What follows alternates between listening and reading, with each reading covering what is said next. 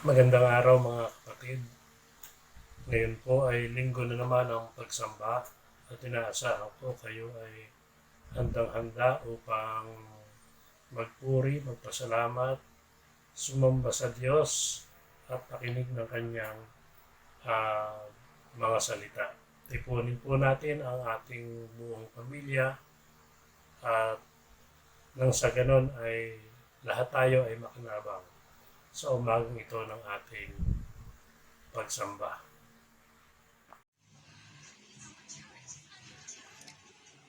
Tayo pong lahat ay sumandaling manalangin. Panginoon Diyos, muli kaming magpupuri, magpapasalamat at muling sasamba sa iyo. Sa aming nararanasan, sa mga panahon na ito, alam namin Panginoon na Ikaw ang siyang aming kasama. Ikaw Panginoon ang aming sandigan at tumutulong sa bawat isa. Patuloy namin dinadalangin ang buong mundo na nakakaranas ng mga pagsubok. Ang mga namumuno, patuloy mo silang bigyan ng lakas at katalinuhan upang pamunuan ng bansa. Sa panahong ito, Panginoon, nawa patuloy ka naming lingapin, hanapin sa aming mga buhay. Sa aming samba ngayon, samahan mo kaming magbulay-bulay at ipaunawa ang iyong mga salita. Maraming salamat po, Panginoon. Ito ang aming panalangin sa pangalan ni Jesus. Amen.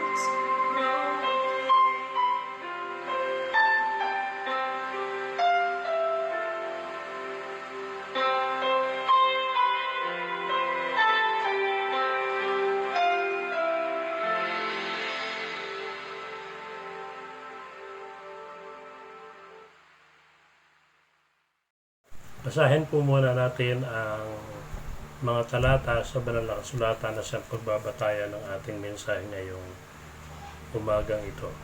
At ako po ay bumabasa sa mga aklat ni Juan, kabanatang 20, talatang 24 hanggang 28. At ito po ang nakasulat, ang pag-aalinlangan ni Tomas. Ngunit si Tomas na tinaguri ang kambal, isa sa 12, ay wala roon nang dumating si Jesus. Kaya't sinabi sa kanya ng ibang alagad, nakita namin ang Panginoon. Sumagot si Tomas, hindi ako maniniwala hanggat di ko nakikita ang butas ng mga pako sa kanyang mga kamay, at naisusot dito ang aking daliri, at hanggat hindi ko naipapasok ang aking kamay sa kanyang tagiliran. Makalipas ang 8 araw, muling nagkatipon sa loob ng bahay ang mga alagad, kasama nila si Tomas. Nakapilid ang mga pinto, ngunit pumasok si Jesus at tumayo sa gitna nila. Sinabi niya, sumainyo ang kapayapaan. Saka sinabi kay Tomas, tingnan mo ang iyong mga kamay at ilipat dito ang iyong daliri. Ipasok mo ang iyong kamay sa aking tagiliran, huwag ka nang mag-alinlangan. Maniwala ka na? Sumagot si Tomas, Panginoon ko at Diyos ko. Pinagpala tayo ng Diyos sa ating pagkarinig, pagkabasa, pagkaunawa ng kanyang banal na salita. Tayo po muna ay manalangin sandali. Panginoong Diyos, ang may-ari ng langit at lupa, nananalangin kami sa iyo ngayon upang hilingin na samahan mo kami habang nagbubulay ng iyong salita. Naway lumambot ang aming mga puso, makarinig ang aming mga tainga, makaunawa kaming lahat, upang makarating ng malinaw sa amin ang iyong mensahe. Alisin mo po ang mga distractions sa aming isip, sa aming paligid, upang manatili kaming nakatuon ng pansin sa pakikinig ng iyong salita, upang makinabang kami ng lubusan. Ang iyong lingkod ay gamitin mo lamang upang maging daluyan ng iyong mensahe. Sana ay ang marinig namin nangungusap sa amin ay ang Panginoong Jesus, upang kaming lahat ay matuto. Sa pangalan ni Jesus, Amen. Magandang umaga po ulit mga kapatid. Ang ating paksa ngayong umaga ay napaka-pamilyar na sa inyong lahat. At maaring marami na kayong narinig na mensahe patungkol dito. At ito po ay patungkol sa tinatawag natin sa banal na kasulatan na si Doubting Thomas. Siya ay naging popular sa katawagang yon dahil sa kanyang istorya ng encounter with Jesus. Pagkatapos ni Jesus na mabuhay mula sa mga patay.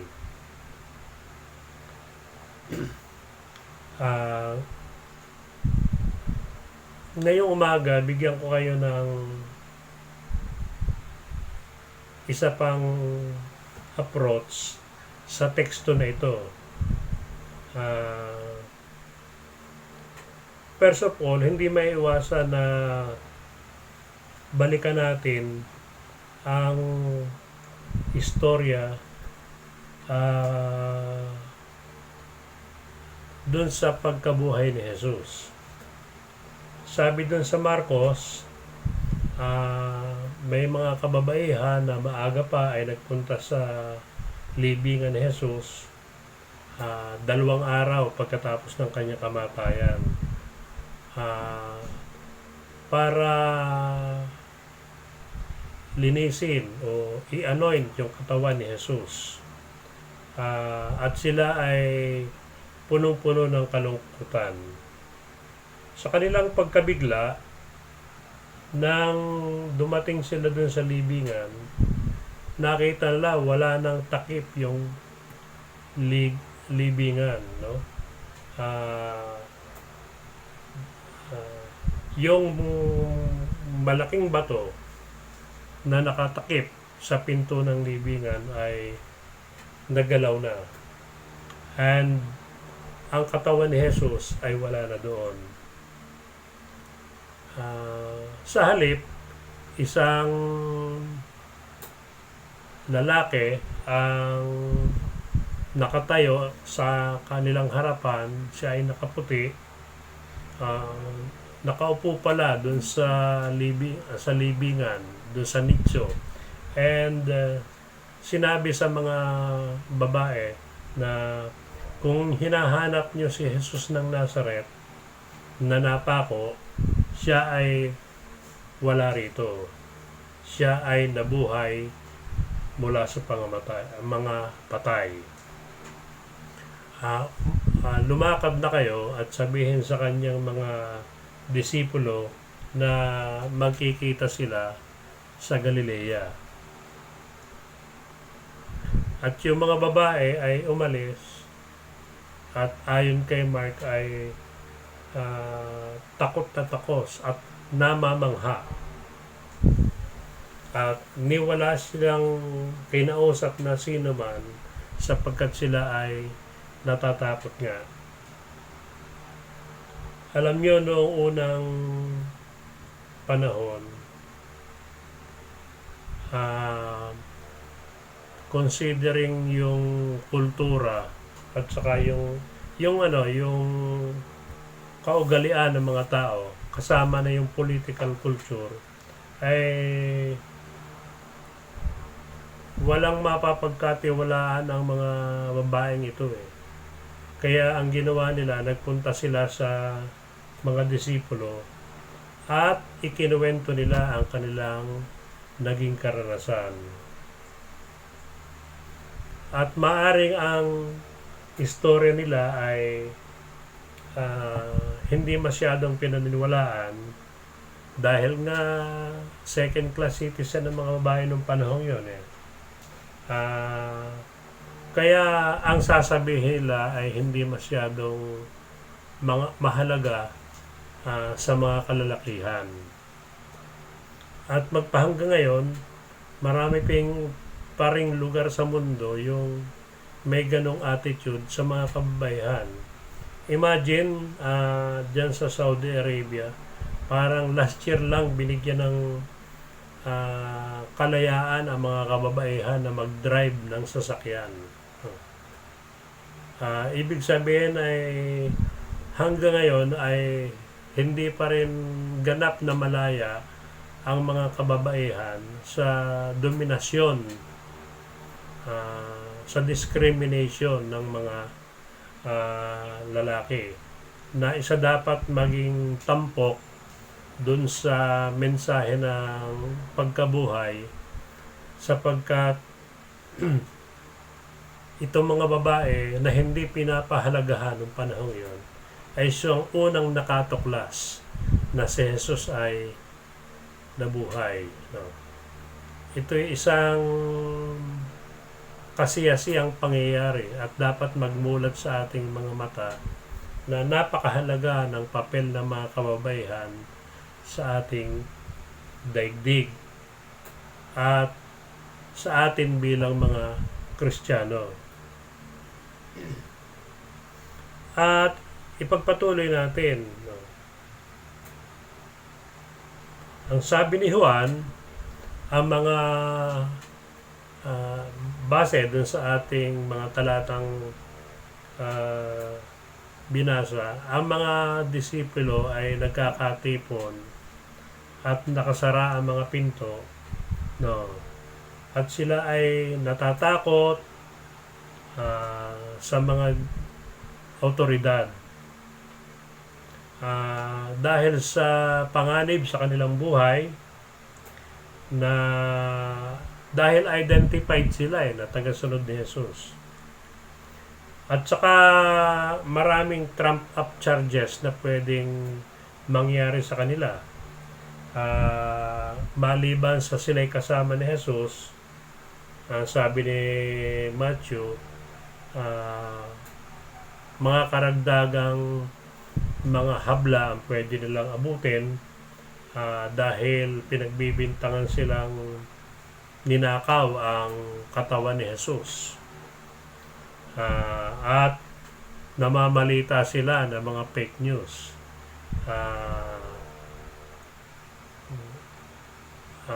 Parang ang consequence ito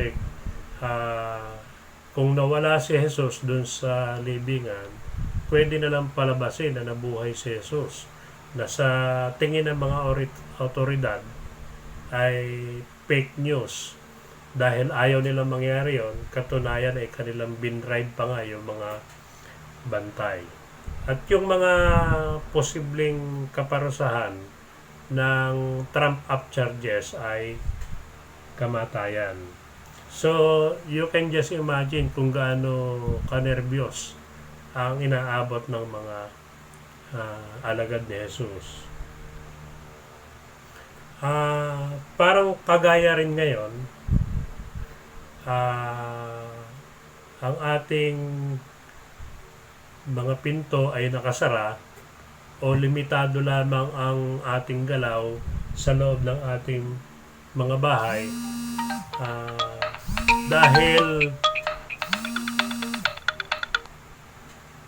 tayo ay natatakot sa COVID-19.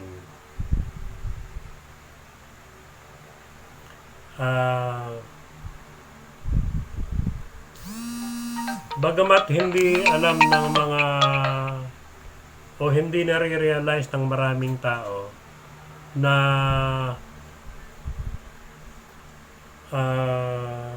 kaya tayo ay nagpapatuloy ang lockdown, katunayan ay mayroong extension, sapagkat hindi pa ito nahahagip ng mga tao. Ang ibig sabihin ng lockdown, marami pa rin yung matigas ang ulo, gumagawa ng paraan para lumabas. Kaya naman naglagay na ng mga pulis, mga sundalo, at hinigpitan na ang mga daraanan para yung mga pasaway ay manatili sa bahay. At considering yung ugali ng Pilipino, talagang marami ang pasaway. Sa kabila ng yung kanilang pag-violate ay pwedeng mga hulugan ng panganib sa kanila at sa kanilang buhay at sa kanilang mga mahal sa buhay. Doon sa balik tayo doon sa mga alagad, sa gitna ng kanilang pagkatakot, kahit nakalak ang kanilang pinto, pumasok pa rin si Jesus. Hindi napigilan ang pagpasok ni Jesus. Kaya you can just imagine kung gaano sila nabigla samantalang nakasara naman ang pinto, biglang nakapasok si Jesus. Sila noon ay nag-uusap-usap tungkol sa panganib na maaari nilang maranasan at biglang pumasok ang ipinako nilang pinuno at nakatayo sa kanilang kalagitnaan. Aking na-imagine si Pedro na baka bumagsak sa sahig dahil sa panginginig, no? Dahil siya yung nag-deny kay Jesus no? Itinanggi niya sa mga otoridad at mga tao na kilala niya si Jesus. At ganun din ang ibang disipulo, no? Na-imagine ko na sa halip na matuwa ay maaaring natatakot sila sapagkat iniwanan nila si Jesus eh. No? Sabi nga natin iniwanan sa ere. No?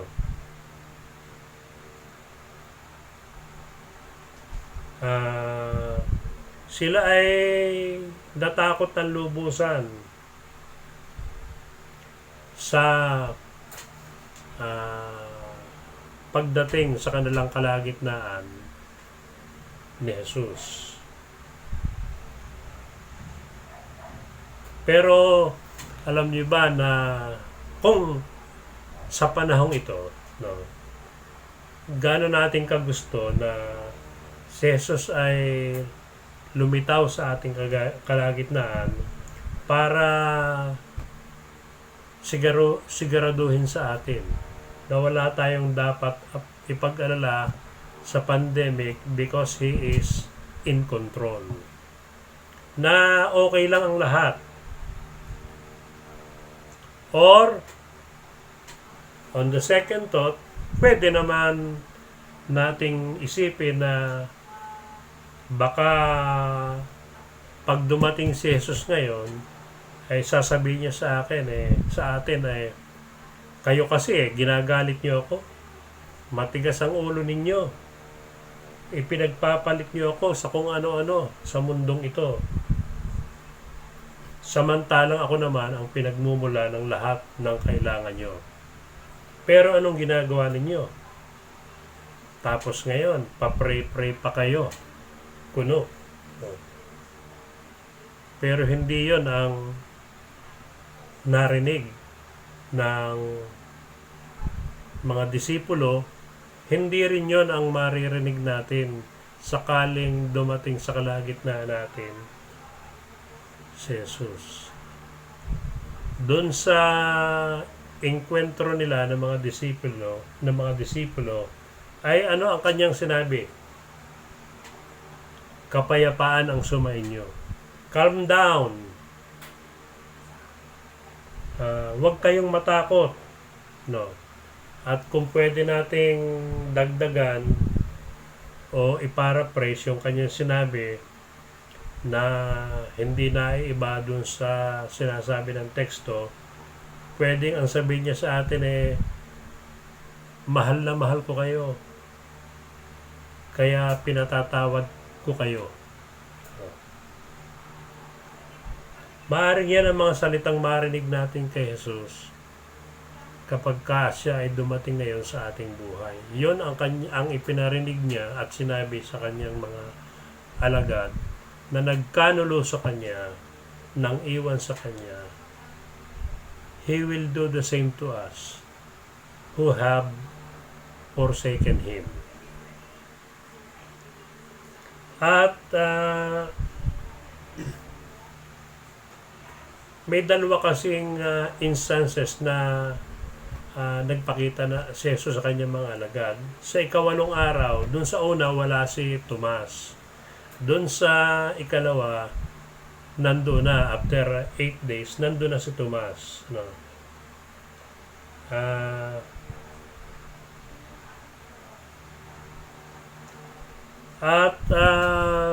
Nakakatuwa na laging ang first word niya ang first words niya ay peace be with you. No? Alam nyo, napakatamis ng mga salitang ito na marinig mula kay Jesus. Kapayapaan ang sumainyo, huwag kayong matakot, kasama ninyo ako. At sigurado ako, kung tayo ang nasa ganun ding kalagayan na natatakot, nag-aalala, nawawala ng pag-asa, kung marinig natin ang ganung salita, ito ay ganun din ang epekto sa atin. Very heartwarming, very relieving of stress, assuring, no, loving, forgiving, sa kabila ng lahat ng pagkukulang natin sa Kanya. Ganon ang damdamin ng mga disipulo. No? Marami silang pagkukulang kay Jesus.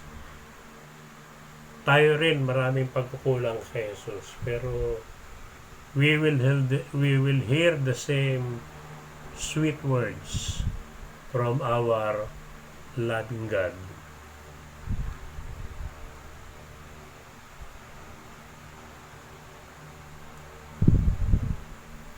Kaya sa pangalawang beses na sila ay nagtipon o nagkasama-sama ng mga alagad, ay yun din ang kanyang buka ng bibig, peace be with you. At katulad ng dati, sila ay nag-uusap-usap tungkol sa mga panganib na maaari nilang harapin, at biglang dumating si Jesus kahit nakasara ang pinto, at walang halong hatol o pagkagalit kay Tomas. Ang sinabi lang niya masdan mo ang aking mga kamay. No? Ipinakita niya yung mga palatandaan para mawala ang pagdududa ni Tomas. Wala namang sinabing talagang hinipo ni Jesus yung mga butas sa kanyang kamay at saka sinalat ang kanyang tagiliran. Ang maliwanag, nung makita niya si Jesus, nung ipakita ni Jesus ang kanyang mga kamay, na-realize ni Tomas na talagang buhay si Jesus. No. Kaya siya sumambulat ng salita na sabi niya, My Lord and my God, Panginoon ko at Diyos ko. Ating i-relate sa sitwasyong iyon, ang sitwasyon ngayon. Pwede ba tayo maging katulad na Tomas sa kanyang naging attitude upon realizing yung kanyang pagdududa ay mali, na kinulang pala siya sa kanyang pananampalataya, sa kabila ng si Jesus ay matagal niyang kasama? Hindi ba tama lamang na dahil napatunayan na ni Jesus ng maraming beses na siya ay buhay at siya ang may kontrol ng sitwasyon o ng mga bawat sitwasyon sa ating buhay, base sa ating mga karanasan bilang mga mananampalataya, hindi ba dapat ay sabihin din natin, My Lord and my God, Panginoon ko at Diyos ko? Hindi ba magiging napakatamis ding pakinggan para kay Jesus na marinig na tayo ay nagsasabi sa Kanya, My Lord and my God? Sa tala ni Dr. Willimon, si Jesus ay bumalik at nagpakita sa mga tao na nagbigay ng dalamhati sa Kanya, sa mga tao na nag-cause ng frustration sa Kanya, sa mga tao na hindi siya naunawaan ng lubos, sa mga tao na nagkanulo sa Kanya at nagtago o tumakas para siya ay hindi para siya ipaglaban, kundi upang makaligtas sila sa panganib na dala ng kanilang asosasyon kay Jesus. Siya ay bumalik sa mga nagkanulo sa Kanya. Siya rin ay bumabalik sa atin. Sa kabila ng ating maraming mga kasalanan, He keeps coming back to us. At dapat ito isa sa maging ah, matinding hamon ng Esther na inire-remind tayo ng pagkabuhay niya na He keeps coming back to us sa kabila ng lahat.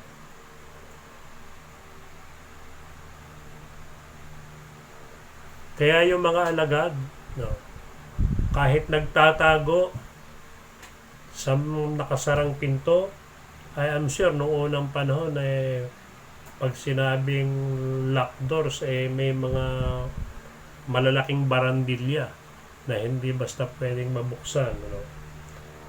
But even then, hindi naging hadlang yung kay Jesus para siya ay magpakita sa kanila.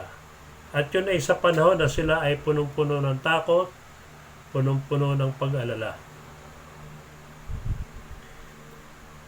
Hindi sila lumapit kay Jesus. Hindi sila katulad o kasing tapang ng mga babae na bagamat identified sila kay Jesus, ay pinuntahan niya siya sa kanyang libingan para lamang mapag-alaman na siya ay wala na roon, sapagkat sabi ng anghel, siya ay nabuhay sa mga patay. Alam nyo, yun ang mamimiss natin kapag palagi tayong umiiwas kay Jesus. Kapag lagi tayong may excuses para sumamba kay Jesus, para hanapin ang presensya ni Jesus, mamimiss natin yun. Yung katotohanan na siya ay buhay. Even then, kamangha-mangha, talaga ito si Jesus. At ito yung magandang maalala rin natin sa Esther, that He keeps coming back to us despite all the shortcomings that we keep on repeating and repeating and repeating and repeating. Nakakatuwa na marinig sa kanya na sabihin, peace be with you. So, calm down. So, do not be afraid. Sa kabila ng mga ginawa niyo sa akin, mahal ko pa rin kayo. Pinatatawad ko na kayo.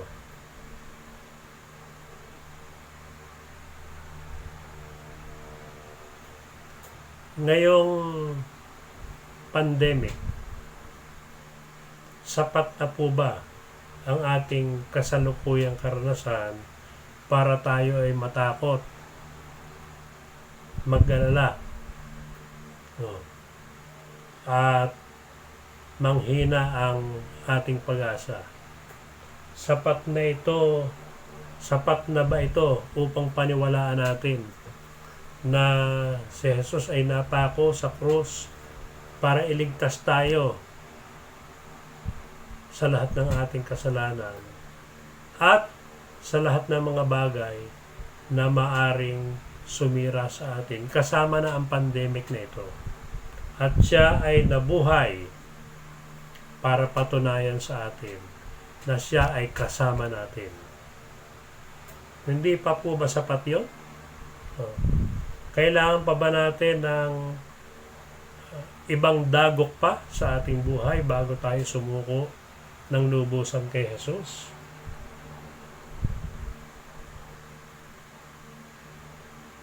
This time, baguhin natin. Instead of Jesus finding us, let us find Jesus. Duda ko lang, baka hindi natin siya maunahan. He will always want to find us first. He love us first before we love Him. Pero magandang makipag-unahan tayo sa Kanya para lapitan siya. At ito ang kagandahan ng karanasan ng mga babae. sila ay ah, may lakas ng loob na puntahan si Jesus sa kabila ng mga panganib. Ito ay indikasyon ng kanilang pagmamahal kay Jesus. No, na sa kabila ng lahat, gusto nilang kahit hindi nila alam na nabuhay si Jesus, gusto lamang nila na ayon sa tradisyon ay maramdaman ni Jesus na mahal nila siya at handa silang bisitahin siya dun sa kanyang puntod upang linisin ang kanyang katawan. Kaya naman, hindi sila nabigo in the sense na instead na ang katawan ni Jesus ang makita nila, ay wala roon, sapagkat ang sabi ng lalaking nakaputi, siya ay nabuhay mula sa pangapatay. Anong laking kagalakan, mga kapatid, na sa paghanap natin kay Jesus ay matagpuan natin siya na buhay, kumikilos sa ating buhay, at in control of the situation. Hindi tayo pinababayaan, hindi tayo iniiwanan katulad natin sa Kanya. Ngayong pagkatapos ng Easter, naway magdili-dili tayo upang bigyan ng pagpapahalaga ang mensaheng ito na sinishare ko sa inyo. Sabi uli ni Dr. Willimon, si Jesus bilang pastol ay siya ay mabuting pastol. Hindi lamang siya umuupo sa tabi ng puno para hintayin ang pagbabalik ng tupang nawawala. Bagkos, kanyang sinusuong ang panganib, para hanapin ang tupang nawawala. Si Kristo na nabuhay mula sa mga patay ay bumabalik sa atin. Siya ay bumalik noon sa mga alagad, siya ay patuloy na bumabalik sa atin. At kasama natin sa kabila ng ating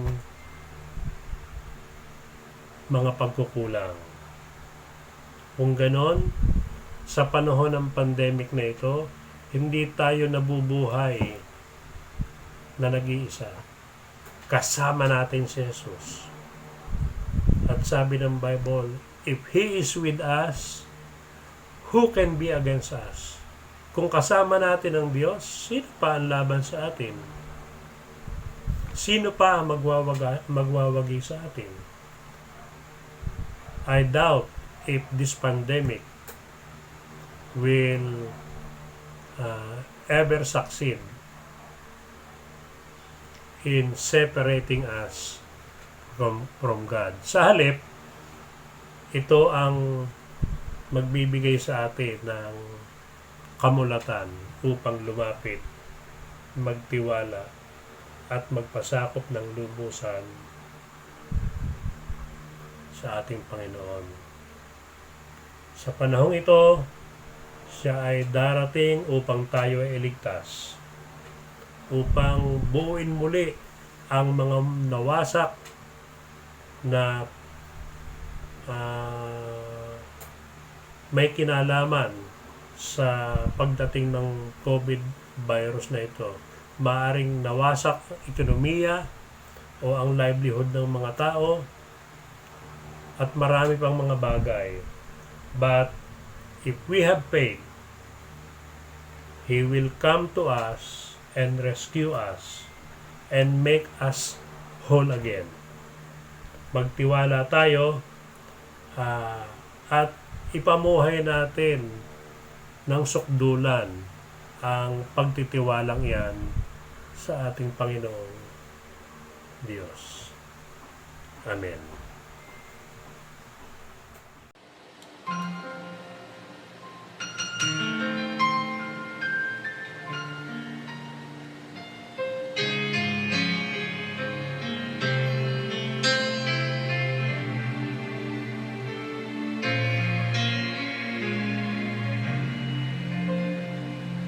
Why should I feel this courage?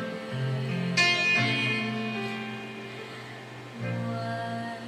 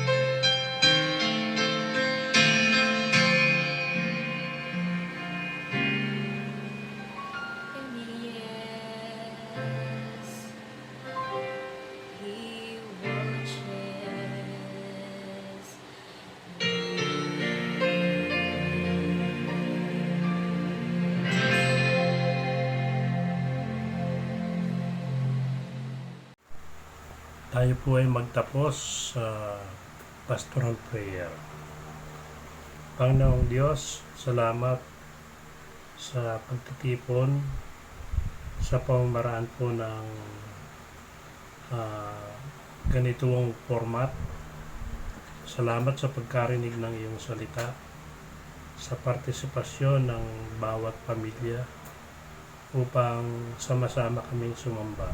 Minsan pa humihiling kami ng kagalingan para sa aming daigdig, ng pag-iingat para sa bawat tao, ng pagpapagaling sa mga naapektuhan ng COVID-19 at sa mga may sakit na iba sa COVID-19.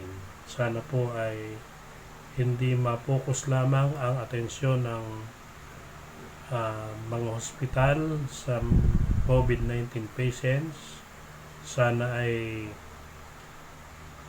kahit anong sakit na mayroon ng mga tao ay mabigyan sila ng katulad na atensyon. Nagpapasalamat kami sa pamahalaan magmula sa national hanggang sa barangay level dahil patuloy silang nagsisikap upang tulungan ang mga tao para mapagtagumpayan ang pandemic na ito. Bigyan mo po sila ng passion sa paglilingkod, ng malasakit sa mga tao, ng katapatan sa kanilang tungkulin, at ng inspirasyon mula sa mga tao na pinaglilingkuran at inspirasyon mula sa iyo sapagkat yan ang utos mo sa amin, ang paglingkuran ang aming kapwa. Tulungan mo lahat ng frontliners, hindi lamang sa ospital kundi pati yung mga nasa mga serbisyo ng pamahalaan at mga pribadong ahensya na ang kanilang ginagawa ay essential, kailangan ng bayan. Tulungan mo po sila upang makaiwas sa infeksyon ng COVID-19 at pati na rin ang kanilang buong sambahayan. Samantala kaming lahat, bigyan mo ng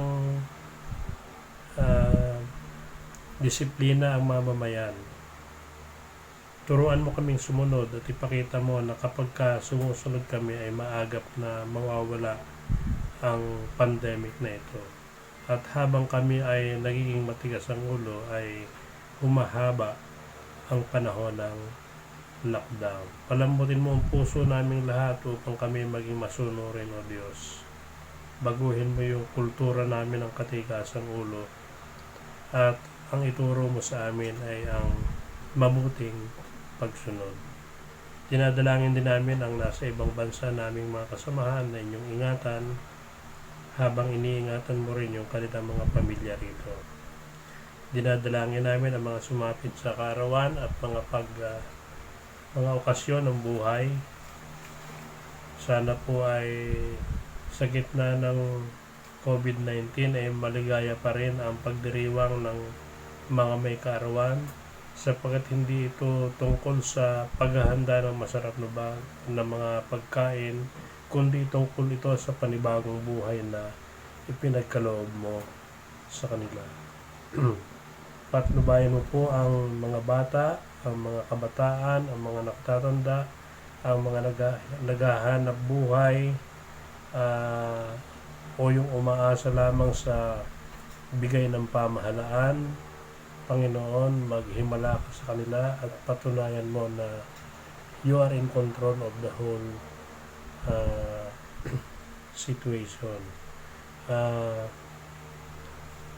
Dalangin namin na ang pandemic na ito ang siyang magbukas ng puso at isip namin upang sumuko sa iyo upang angkinin ka bilang aming Panginoon at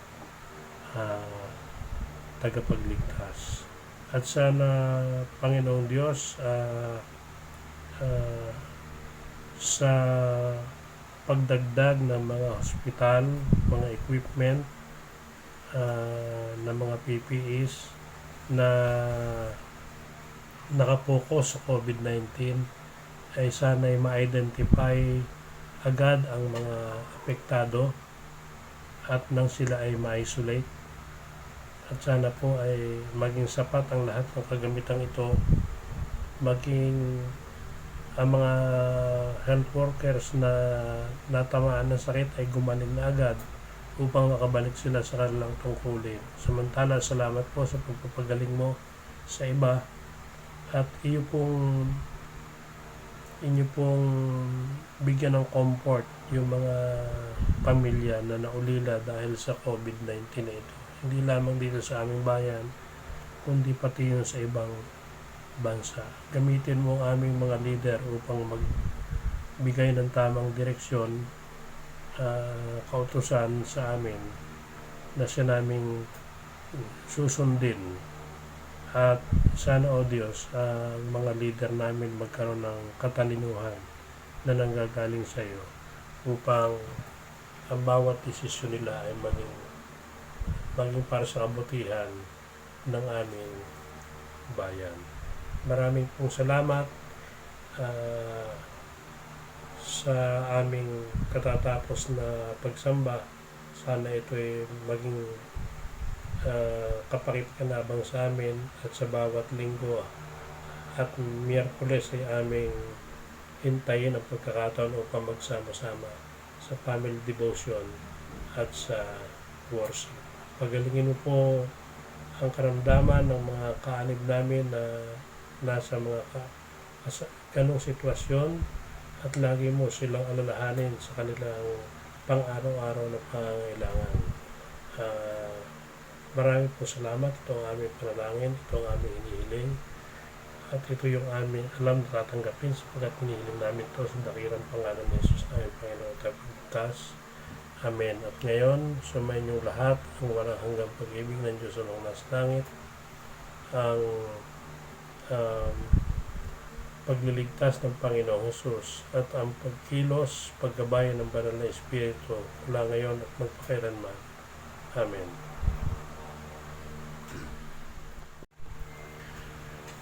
Mga kapatid, salamat po at muli tayong nakaraos sa ating pagsamba. Malaya po tayong i-share sa kanino man na gusto nating marinig ang mensahe nito ang ating video na ito. Sana nakatulong ito ng malaki upang magbigay sa atin ng lakas ng loob at ng pag-asa upang tayo rin ay makapagbigay ng lakas ng loob at ng pag-asa. Wala po akong mga announcement ngayon maliban sa gusto kong magpasalamat sa patuloy niyong pagtangkilik sa ating mga gawaing online. Nagpapasalamat din tayo sa mga participants sa ating pagsamba ngayong umaga. Yung pong dalawang umawit, ang isa doon ay yun uling aking pamangkin na si Yosa, at ang ikalawa doon ay yung aking inaanak na diakonesa sa UCCP na si Myrtle Salazar. Marami pang mga kaanib natin ang aking hinilingan na mag-share ng mga virtual songs. So, yung iba nakapagpadala na, nakapila yung pagkakataon para sila ay makabilang sa ating pagsamba. No? Mahirap po kasing ating gagawin lamang o i-request yung mga video nila pag malapit na. So, ang ginagawa ko ay tinatawagan ko o tinetext ko yung maraming pwedeng mag-share At baka para makapagbigay sila ng video nila ng mas maaga for early editing. Nakikisuyo lamang tayo sa pag-i-edit. Hindi naman ako marunong yan. Nagpapasalamat tayo kay Eric sa kanyang suporta. No? So, yun lamang po. At ang totoo lang ay miss ko na kayong lahat. No? Nami-miss ko yung halakhak ni Bachi. Nami-miss ko si Nanay Tessie sa kanyang mga niluluto at si Ate Esther. No? Nami-miss ko si Mark sa kanyang katahimikan. No? Si Tonton, kayong lahat, nami-miss ko. Okay? Huwag kayong mag-alala sa amin. Kami naman ay maayos ang kalagayan. Medyo nga lumalago yung buhok ko at saka nananaba. Pero tayong lahat kailangan mag-relax, mag-exercise. Tama lang na magsayaw-sayaw tayo, pero isipin natin yung ginagawa natin ito na hindi nagbabiolate, no, sa mga patakaran ng ating pamahalaan. Stay at home, yan ang pinaka-safe. At marami naman tayong pwedeng magawa sa loob ng ating bakuran o ng bahay na produktibo rin. No? Maganda rin makita na kung mahilig tayong mag-TikTok at naka-video, mag-devotion tayo na naka-video at i-post natin para makita ng iba na tayo ay patuloy na kumakapit sa Diyos sa kabila ng mga pagsubok na ating nararanasan. So, wag niyong pong ikasasama ng loob na binibiro kayo ng pastor nyo sa Facebook. Ipinapaalala ko lang na ito ang pinakamaiging panahon para samantalahin natin yung madalas na pakikipagniig sa ating Panginoong Diyos. So, hanggang sa muli po, magandang tanghali. Pinagpala tayo ng Diyos. At sana bumuhos ang kanyang biyaya sa atin sa paraan na kamangha-mangha at hindi natin halos inaasahan. Ngunit dahil mabuti ang Diyos, He will never abandon us. He will never fail us. Amen.